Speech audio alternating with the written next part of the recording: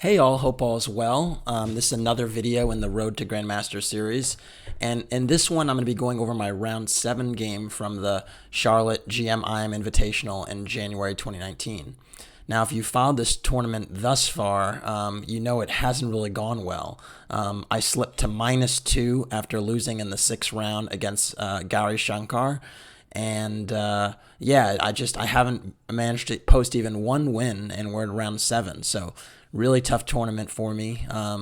But when you're in the midst of it, you're just trying to stay positive, keep your head up, and just try and get on to the next game.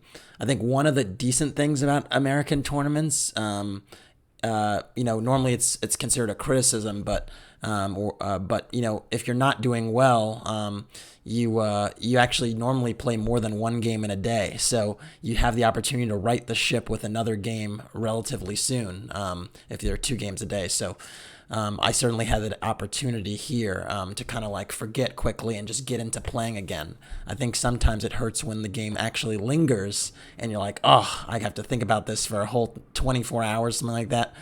That rarely happens in an American tournament where you can afford to think over a game for 24 hours. So moving forward, that's the only way to move. So anyways, my opponent was Kevin Wang, a talented international master from the States.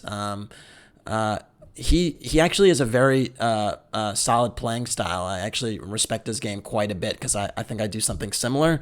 So he tends to be playing very solid openings with both colors, knows his openings well, so it's definitely a really serious challenge. In any case, let's get into it. So Kevin played d4. I was black. I played e6. I kind of wanted to invite a French. I think in part it was because I had improvements from my loss against Andrei Stukopin a few rounds previously, so I was kind of seeing if maybe he would be down to test me in the French. Otherwise, there's some move order benefits to playing e6 if they're going to go for a d4 opening. For instance, if I went if I went knight f6, there's the option to play bishop g5, and that's a Trumpowski, whereas if they play e6, you could see there is no Trumpowski because the queen is guarding that square. And I'd actually seen him play a Trumpowski before, so e6 was also a way to kind of get out of the Trumpowski, invite the French, and just make him a little uncomfortable. There are little move orders like that all the time in chess. So anyways, he played c4, not going for it. Now I went knight f6, knight c3, d5, and c takes d5, knight takes d5. Knight takes d5 is a move with a very rich history, and it's become very, very popular in the last few years. Before Kramnik retired, he started to play the Tarrasch defense and managed to the semi-Tarrasch and managed to hold the positions quite a bit. And the point is that if white plays e4 challenging the knight, black exchanges, then typically there's knight f3, or then typically there's c5, knight f3, a few more exchanges, and normally there's a position that happens like this, where, or I think bishop c4 is actually more popular, but there are positions like this where black's essentially arguing that white has space, but black is going to be almost nearly developed, and typically will get pressure on the center before it really starts rolling. So that's kind of the argument typically in the mainline semi-Tarrasch positions, and I didn't mind going for something like this. Now, my opponent kind of didn't want to see a lot of theory. I think a lot of times the semi-Tarrasch, the next 5 to 10 moves are forced, and as a consequence, white went for e3, which is a little bit less forcing.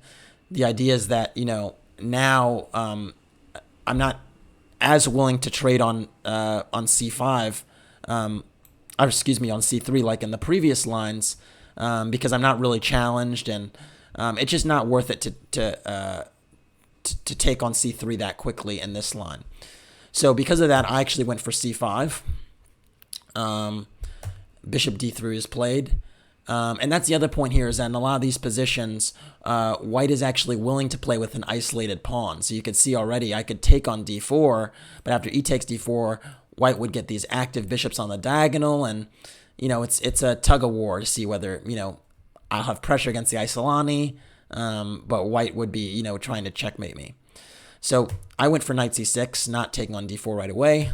Knight f3, bishop e7, castles, and a3. A3 kind of surprised me, I must say, because I didn't think it was very necessary. But after I saw what White's plan was, I realized that it was actually a pretty interesting move. I initially was kind of concerned about knight takes d5, believe it or not. The point was I thought if queen takes d5, e4 was a little bit annoying, and I was really concerned that if I made a move like queen h5, there's d5, and I wasn't too sure whether I should go for this one because I can't take this pawn because of bishop h7 check. So my knight has to move again. Maybe knight b4, but this position was getting a little bit unclear. Very, very sharp, very, very unclear. I mean, after a move like bishop c4, it's kind of like the age-old question, who's better and why? And maybe even White has something better from this position. Anyways, I was just a little bit concerned about that. So it turns out queen d7 is also playable. So maybe not the biggest worry in the world. Again, d5, knight b4 I think is fine. Or maybe I take on d5 first. And then knight b4, I'm not entirely sure.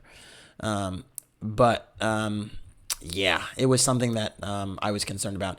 a3 has its own ideas. I think the point with a3 is the bishop can tuck back to c2, the queen can come to d3, and there's this battery on h7. And so, and note that my knight on d5 has vacated the f6 square, so a little bit loose on the king side there. So I took on d4 now. E takes d4 is played. I thought it was a good time to take on d4 because I thought maybe this a3 move wasted a little bit of time and I'd be able to pressure the Isolani. And then I went knight f6 back. And the reason I went knight f6 back was because I was anticipating a plan with bishop c2, queen d3. Now that I had a moment to look at the position more seriously, I thought, okay, maybe this is something I should be worried about. Additionally, this also enables me to eye the d4 pawn. And even though I can't take it just yet because of, again, those discovery, the kamikaze, bishop takes h7 and queen takes d4, it's something that will be under close observation. Let me put it that way. So bishop c2 is played. I went b6, trying to develop my queenside bishop. And bishop g5. And here, actually, I started to see that this actually had quite a bit of venom because essentially, if I just make some normal moves, White is really just trying to go bishop takes f6, queen d3, queen h7, checkmate. And that's kind of scary to deal with. And note, again, that a3 now has a purpose because it stopped this knight b4 move. So that all makes pretty decent sense, right? The other thing is that I'm not so keen on playing g6 myself because then I weaken a lot of dark squares in my position. So all these dynamics sort of suggest that there is some danger here. And because I was wary of the queen coming to d3, I actually went bishop a6. I was really happy to find this move because I thought now I kind of shut down that idea. It does beg the question, though, maybe if White starts with queen d3, maybe I have something to contend with because now I don't have this bishop a6 move and White is actually threatening bishop g5. I could go h6 here. I think that would probably be prudent just to stop bishop g5. But again, it's pretty unclear, Note that a move like a5 is also playable. I mean, I could consider a move like this, but I do weaken the b5 square in the process, so it's unclear. But again, a5, bishop a6, I could force that idea as well. So anyways, bishop g5, bishop a6, rook e1, again, just trying to get some more play in the center, get another piece involved. Rook e1 makes sense. But at least I've sort of pushed back the initial wave of the attack initiative that White may have had. And that's a good sign because if White isn't going to checkmate or get some really fast-rolling attack in these lines, Black will have the long-term pawn structure advantage because, again, Black has 2 pawn islands and White has 3 because of this extra isolated pawn on d4.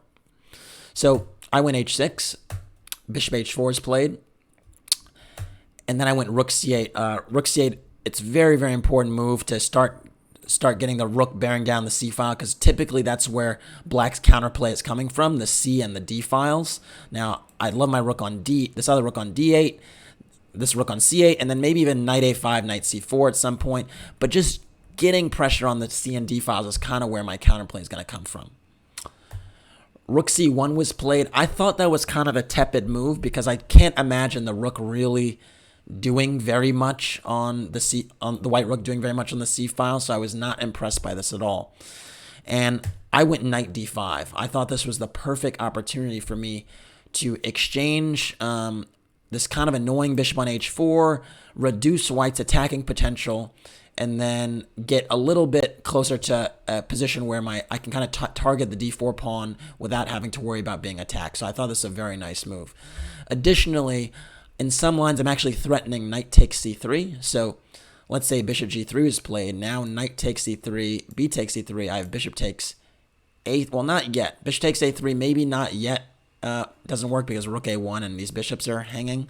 I mean, I can go queen e7, but this looks kind of suspicious. But even so, the point is that now white, after this b takes c3, white actually still has 3 pawn ons because now this pawn is weak, right? And I could even entertain a move like knight a5, and I'm hitting c3 and a3. Although c3 is not actually hanging just yet because of that kamikaze sacrifice, bishop h7, check, and my rook would be picked off. So you always have to worry about some of these tactics. But the point is, in the long run, I have a better structural advantage, and as a consequence, I kind of want to milk those advantages. One thing I will say about this knight a5 move, and you always have to worry about this in the isolated pawn structures, is when you do go knight a5, you're leaving control of the e5 square. So white might go knight e5 and build up the attacking potential here. So you do have to be a little bit concerned about moving things away from the middle when the action may actually be happening in the middle. So anyways, after knight d5, bishop takes e7 was played. I actually expected this move. And I went knight c takes e7.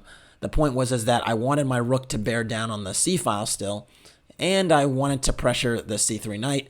And I thought this knight on e7 could relocate to a better square, because even though the knight on c6 is doing a great job targeting the pawn on d4, it's hard to imagine me actually winning the pawn, because even if I take with this knight, I have this knight on c6, I have a knight on c6, I have a queen on d8 pressuring it. But it's hard to imagine me getting a third attacker on this d4 pawn relatively quickly. And so I thought it just is better to relocate the knight because it's in the way of my c8 rook. So I went for knight c takes, and then white played knight e4, acknowledging the c3 knight was a little bit loose and trying to get off the square. But now this allows me knight g6, and I was very, very happy now, because now I relocated my knight from c6 all the way to the to the king side. I'm eyeing this juicy f4 square, and you can see all my pieces are working. My bishop on a6 is doing a job. My rook on c8 is doing a job. Okay, my rook on f8 is not doing a job just yet, but it seems like all my pieces are pretty active, and although the position is probably still equal as far as the computer is concerned, I was really, really happy here with the opening. So queen d2, bishop b7. Again, now that the queen and bishop c2 battery is not really a problem anymore, I'm just relocating my bishop to a better diagonal because it's done its job on a6. Bishop b1, interesting move. I think now white is kind of acknowledging the danger a little bit in the position, that I might have some attacking potential connected with the f4 square and this bishop on the long diagonal, and is trying to maybe trade some pieces. So I went rook takes c1 because I thought one trade of rooks was kind of unavoidable. And after queen takes c1, I went queen b8, and I thought this was kind of a clever move because now my queen eyes this important diagonal, eyes the d6 square, eyes the e5 square, so that the white knights can't jump to them. And I introduced this rook c8 move, hitting the queen with tempo if I want, while also considering rook d8. So I thought that was a nice, very nice multi-purpose move, and I thought I was better here. White went queen d1, shifting gears back. I mean, definitely a step in the wrong direction in my opinion, because you can see, I mean, white really hasn't gotten the juice out of the position that, you think white gets in these type of pan-off excuse me, not, well, it is almost like a Caro-Kann pan-off. I mean, maybe that's a Freudian slip. This was a semi-tearish position, but it transposes to like almost a Caro-Kann pan-off that happens in those lines. So, yeah, it just, white has not gotten that activity that they typically get. After queen d1, I went rook d8. Again, I thought it was more prudent to put on d8 and where it's eyeing something on d4, so it was on c8 where it's not eyeing anything. And then white went knight e d2. I thought this was a strange move, pulling back a little bit in the position. I was wondering if actually bishop takes g6 is a threat or not. I do recognize that this pawn on e6 is hanging, but I thought, is it a threat? I mean, you're giving up this nice bishop. My king would be very nice and tucked and secure if after f takes g6, and maybe even the f file would open for my rook. I was really unclear whether I should be welcoming bishop takes g6 or stopping it. I ultimately decided to play knight df4 and stop it. But now white played g3, and this was the question I had to deal with is, okay, the g3 seemed very, very, very, very strange move to me because my bishop is now, ooh, I'm so bad at diagonals. I'm going to get rid of that one. My bishop on b7 is now, has total monster position in this diagonal after g3. And I just thought, man, there maybe should be some tactics here. Maybe there's some way I could deal with the position. And because of that, I went knight h3 check. An argument could be made if I saw g3 was coming. I was a little bit surprised by it. An argument could be made that I just make another move. I mean, I could even go knight de7, eye the d4 pawn, think about putting my queen on d6. I still have knight f4 as an option, and the play does not get as forcing as it did in the game. The way I did it after knight df4, g3, the play gets a little bit forcing because I have to make a very important decision. I decided to go for it. I thought my knight on h3 might get some tactical play, so I went knight h3 check. And white went king f1, another huge surprise to me. I kind of just expected king g2 walking into that pin. And I figured, okay, now I'm going to go knight g5. I have this really great pressure here. It's kind of unrelenting. This should be good for me. And if bishop takes g6, I also am protecting the e6 square. And I just thought, okay, this is a great position. I'm going to go f8, even queen a8, and I just have all my pieces lined up against this f3 knight. Well, I just totally missed this king f1 move. And the point is not that, like, you know, it's this amazing, amazing move. The point is that, like, now the position has asked me to make concrete decisions, whereas I was just kind of playing positionally. And sometimes this is difficult where you're asked to change tact. So after king f1, I thought, okay, I have this knight h3. It's kind of stranded right now. It's controlling an important square in black's king side, which g1. But how do I get more pressure? I went bishop d5. The idea was, you know what? Maybe I need to get this queen in the game with queen b7. Maybe I'm eyeing some important squares still, and I'm asking white what they're gonna do.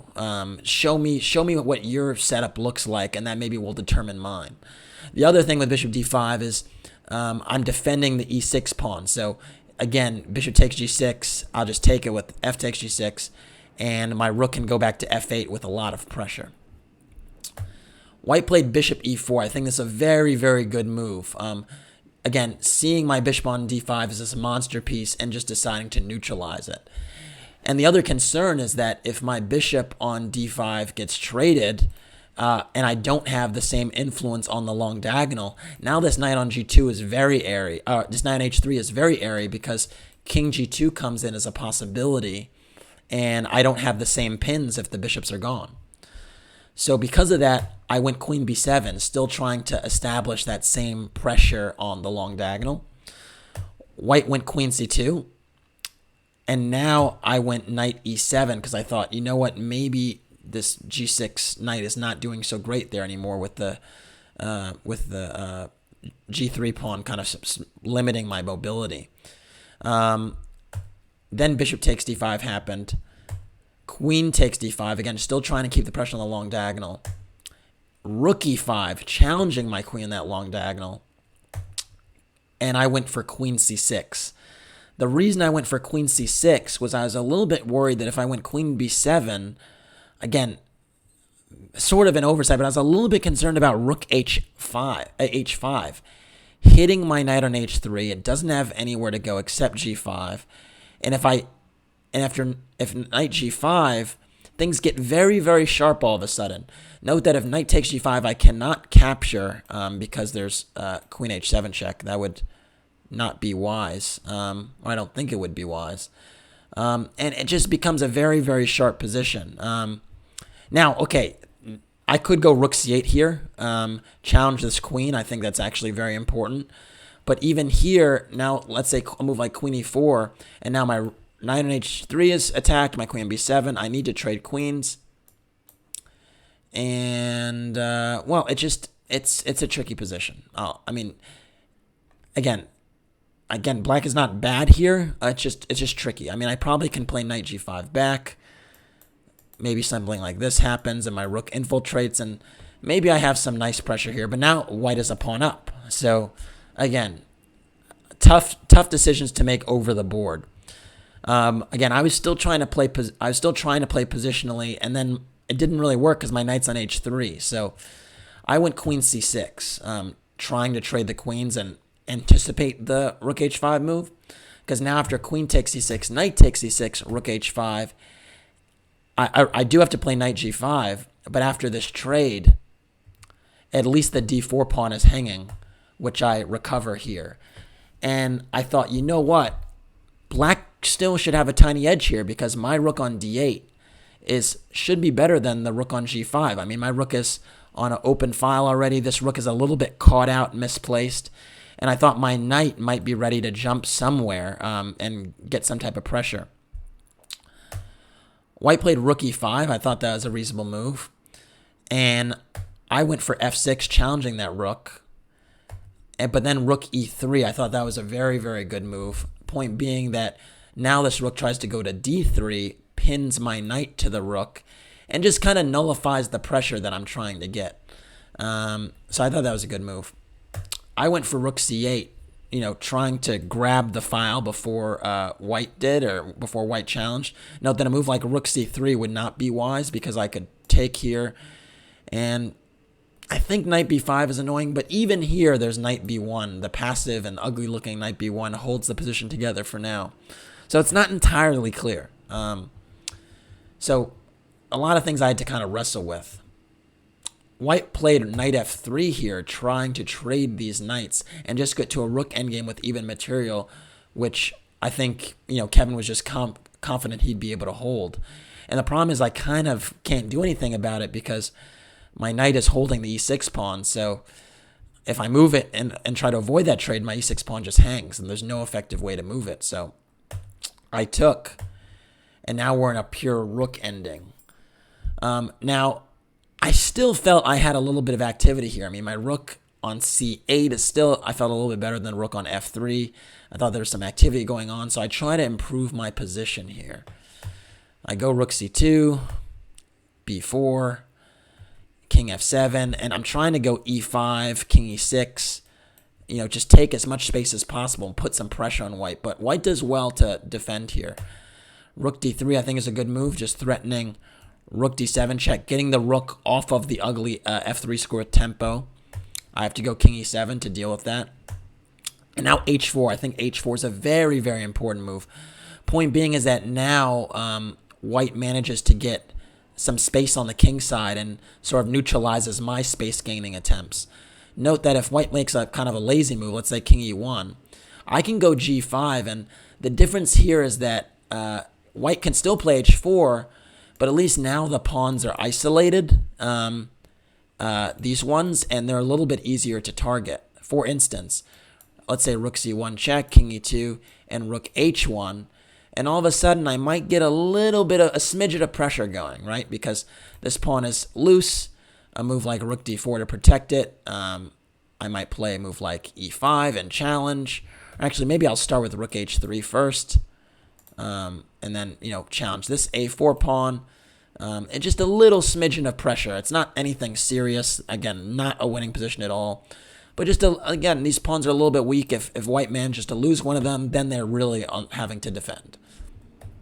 So I think h4 is just a clean, really clean move, ensuring that I don't take any space on the king side and kind of killing the game for me.